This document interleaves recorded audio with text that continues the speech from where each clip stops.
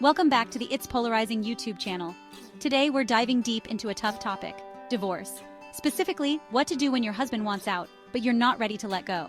It's like someone just ripped the rug out from under you. You're heartbroken, confused, and scared. In this video, we're gonna unpack 5 things you can do to navigate this painful chapter. We're gonna get real, we're gonna get raw, and we're gonna get through this together. The first thing we gotta do is open up the lines of communication. You need to talk to your husband. And I don't mean those surface-level conversations, I'm talking about really understanding what's going on. What's led him to this point? Where's the disconnect? You might be hurt, angry, even scared to hear the answers, but trust me, bottling it up will only make things worse. Remember, communication is a two-way street. So, when he's talking, really listen. Don't interrupt, don't get defensive, just hear him out. Try to understand his perspective, even if you don't agree with it. And when it's your turn to talk, be honest about your feelings. Let him know how much this hurts, how confused you are, and what you're hoping for. Now, I'm not saying this is going to magically fix everything, but it's a starting point.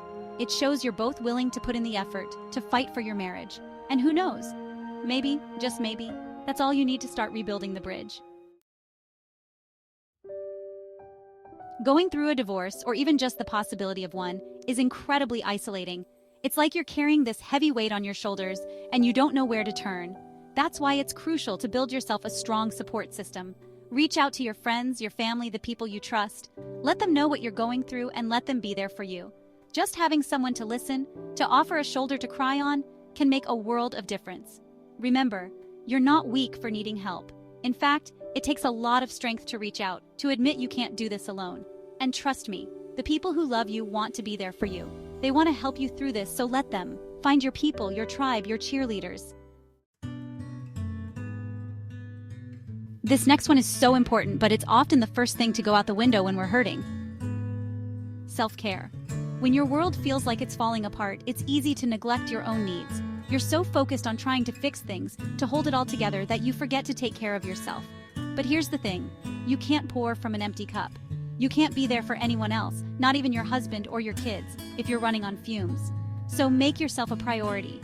Do things that bring you joy, that nourish your soul, that remind you of your own strength and resilience. This could be anything from taking a long hot bath to going for a run to curling up with a good book. Maybe it's reconnecting with an old hobby or finally booking that trip you've been dreaming of. Whatever it is, make time for it, every single day. Remember, self-care isn't selfish. It's not a luxury. It's a necessity. It's about refueling your own tank so you can show up as the best version of yourself, even in the midst of heartbreak. Be kind to yourself. Look, there's no shame in asking for help. In fact, it's often the strongest and bravest thing you can do, especially when you're going through something as emotionally charged as a divorce. So don't be afraid to reach out to the professionals. First and foremost, get yourself a good lawyer. Find someone who specializes in family law, who has a proven track record, and who you feel comfortable with. Because let's face it, divorce can get messy, and you need someone in your corner who knows the ropes and will fight for your best interests. But legal help is just one piece of the puzzle. Divorce isn't just about dividing assets and custody arrangements. It's about navigating a whirlwind of emotions. That's where a therapist or counselor comes in. They can provide a safe and confidential space for you to process your feelings, to develop coping mechanisms, and to start rebuilding your life. Now, I know therapy can seem intimidating, especially if you've never been before, but trust me, it can be a game changer. All right, let's talk about the future. I know right now it probably feels like everything is falling apart. You might be scared, uncertain, even lost. But here's the thing, this is not the end of your story. This is just a chapter, a painful one, but just a chapter nonetheless. And like all chapters, it will eventually come to an end. So how do you move forward when it feels like you're stuck in quicksand? You focus on what you can control. You set goals, you make plans, you start envisioning the life you want to create for yourself. Now, I'm not saying it's going to be easy. There will be days when you want to crawl back into bed and pull the covers over your head. And that's okay. Allow yourself to grieve, to feel the pain, but don't let it consume you. Remember, you are strong, you are resilient, and you are capable of creating a beautiful and fulfilling life for yourself. Maybe even more so than before, because sometimes it takes hitting rock bottom to realize our true strength. So, what are your passions? What have you always dreamed of doing, but never had the courage to pursue? Now is the time to explore those possibilities. Look, going through a separation or divorce is tough.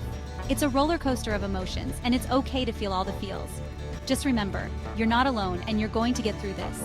Lean on your support system, take care of yourself, and don't be afraid to ask for help. And remember, this isn't the end of your story, it's just the beginning of a new chapter, and possibly a whole new book ahead.